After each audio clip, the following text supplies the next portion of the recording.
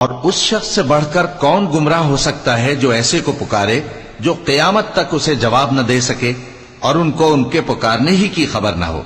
اور جب لوگ جمع کیے جائیں گے تو وہ ان کے دشمن ہو جائیں گے اور ان کی پرستش سے انکار کر دیں گے.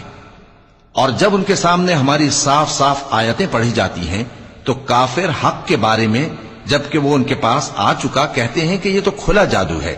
کیا یہ لوگ کہتے ہیں کہ اس پیغمبر نے اس کو از خود گھڑ لیا ہے؟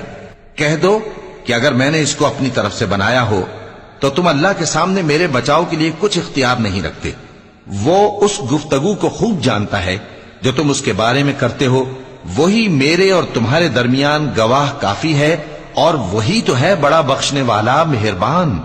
کہہ دو کہ میں کوئی انوکھا پیغمبر نہیں ہوں اور میں نہیں جانتا کہ میرے ساتھ کیا سلوک کیا جائے گا اور تمہارے ساتھ کیا کیا جائے گا. میں تو اسی کی پیروی